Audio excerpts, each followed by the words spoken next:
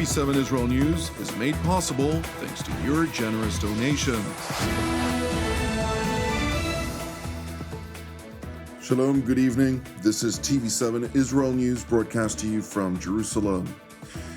Prime Minister Benjamin Netanyahu blames the Islamist Hamas terror organization for the resumption of hostilities in the Gaza Strip. The Iranian-proxy Ansar-Allah, which is dominated by the Houthi Tribe in Yemen, resumes ballistic missile fire toward Israel. U.S. Secretary of Defense Pete Hegseth re-emphasizes that the United States will not allow Iran to attain nuclear weapon capabilities. The Islamist Hamas terror organization is solely to blame for the latest escalation in the Gaza Strip, as it continues to blatantly refuse to release the remaining 59 hostages in captivity in the Gaza Strip. Amid a growing number of international condemnations over reports assessing hundreds of casualties as a result of Israeli strikes on terror infrastructure and terror operatives, Prime Minister Benjamin Netanyahu underscored that Hamas is responsible for this war. Hamas is responsible for this war. It invaded our towns, murdered our people, raped our women, and kidnapped our loved ones. Hamas refused offer after offer to release our hostages. In the past 2 weeks, Israel did not initiate any military action in the hope that Hamas would change course. Well, that didn't happen. While Israel accepted the offer of President Trump's special envoy, Steve Witkoff, Hamas flatly refused to do so. And this is why I authorized yesterday the renewal of military action against Hamas. Israel does not target Palestinian civilians. We target Hamas terrorists. And when these terrorists embed themselves in civilian areas, when they use civilians as human shields, they're the ones who are responsible for all unintended casualties. Palestinian civilians should avoid any contact with Hamas terrorists. And I call on the people of Gaza, get out of harm's way, move to safer areas. Because every civilian casualty is a tragedy. And every civilian casualty is the fault of Hamas. Premier Netanyahu went on to thank President Donald Trump for his steadfast support for the State of Israel, while also addressing state actors which are criticizing Israel, essentially rejecting Israel's right to self-defense. I thank President Trump for his unwavering support for Israel. Our alliance with the United States has never been stronger. To those who criticize Israel, I ask, what would you do if terrorists murdered and kidnapped your children? You would do what we are doing. In the face of pure evil, free societies have no choice but to fight. So I want to assure all our friends around the world, Israel will fight and Israel will win. We will bring our people home and we will destroy Hamas. We will not relent until we achieve all these vital goals. And we will not rest until we give our country a future of peace, prosperity, and hope. Meanwhile, UN Secretary General Antonio Guterres voiced outrage over Israel's decision to hold the Islamist Hamas accountable for its refusal to accept two separate proposals for an extension of the ceasefire that would have also granted the terror group additional concessions in exchange for the release of hostages. Unfortunately, we are witnessing a situation in which we had an intolerable level of suffering for the Palestinian people with the air raids that killed hundreds of people. We have humanitarian aid still blocked. In addition to the UN Secretary General's rebuke of Israel, irrespective of the fact that Hamas continues to refuse the release of any hostages, the UN Security Council held a session on the situation in the Gaza Strip, during the course of which the world body's Under-Secretary General for Humanitarian Affairs insisted that the resumption of hostilities in the Gaza Strip must cease immediately, while stressing further that international law, in relation to the delivery of humanitarian aid to the population of the Gaza Strip, must be respected. This total blockade of life-saving aid, basic commodities, and commercial goods will have a disastrous impact on the people of Gaza, who remain dependent on the steady flow of assistance into the Strip. We cannot and must not accept a return to pre-ceasefire conditions or the complete denial of humanitarian relief.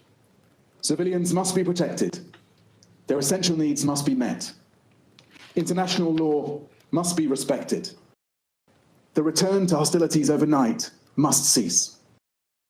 It is important to once again highlight that according to international humanitarian law, per the Geneva Convention, Article 23, Israel is not obligated to provide humanitarian aid to the Gaza Strip if there is serious reasons for fearing that the aid may be diverted from their destination and that a definite advantage may accrue to the military efforts or economy of the enemy.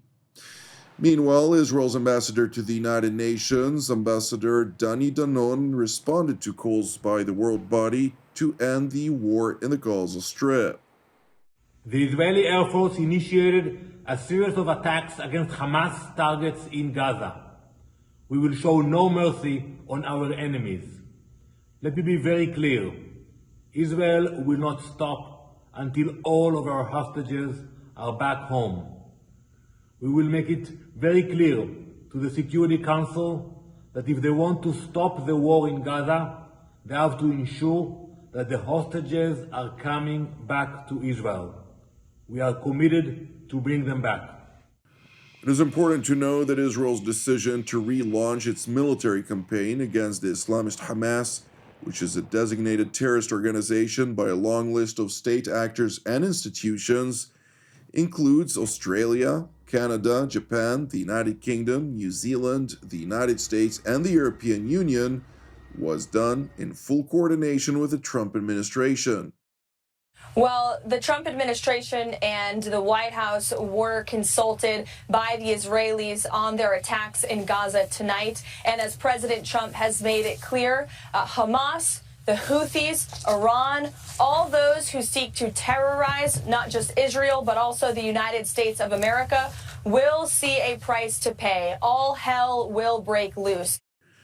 Despite the U.S. putting both Iran and the Houthis on notice, the latter terror group launched a ballistic missile toward Israeli territory yesterday, triggering rocket alert sirens in several areas in southern Israel. According to the IDF spokesperson's unit, a missile launched from Yemen was intercepted by the Israel Air Force prior to crossing into Israeli territory. Sirens were sounded in accordance with protocol.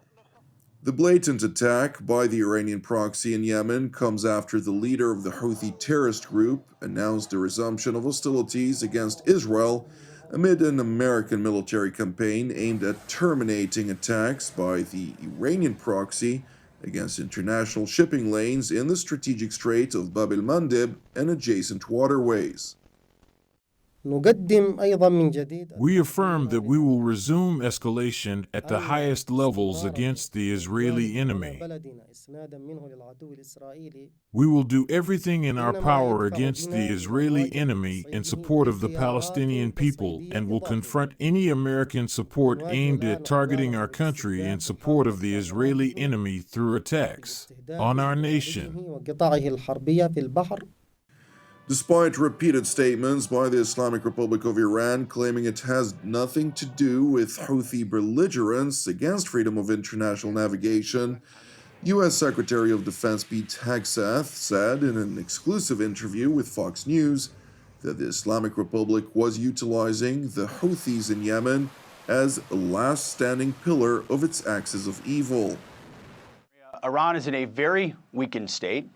When you mentioned it, Hezbollah, you mentioned it, Hamas. You look at what happened in Syria with the collapse of that regime, which was a client state of Iran. And ultimately, a lot of their insurgent groups in Iraq have pulled back as well. But it doesn't mean they still don't have the desire. Their air defenses are weakened. And that's why they're in a position where they're supporting groups like the Houthis, because they, in some ways, have to move to other options to try to agitate and instigate in the region. This is a critical moment for them. The Pentagon's top official went on to stress that Iran will be held accountable for its support of terror groups against the United States and its partners and allies in the region, while further highlighting that the Islamic Republic would not be allowed to attain nuclear weapon capabilities. Nobody wants a military option as it pertains to Iran. So he is, through maximum pressure, just as he did in his first administration, maximum pressure bankrupt the Iranians. Well, under Joe Biden, what happened? They took off that maximum pressure, and groups like the Houthis were awash in cash. Then they got arrogant, started shooting at our ships. We look weak. Not anymore. Not under President Trump. That will stop. The Houthis shooting at our ships will stop. Iran must get that clear message and negotiate the end of their pursuit for nuclear weapons, because, as I mentioned, President Trump has said clearly they will not get a bomb. Meanwhile, in Tehran, the Iranian Foreign Ministry spokesman noted that the Ayatollah regime will respond to any attack against it, brazenly claiming further that it is unjustly being targeted due to its support for the Palestinians. It is crystal clear that Iran will resolutely respond with full force to any acts that infringe upon its territorial integrity, security, and national interests. There is no doubt about this. Blaming the courageous actions of the Yemeni people on other countries is an attempt to compensate for their failures over the past 20 months and to suppress the region's and global support for and solidarity with the Palestinian people. Thank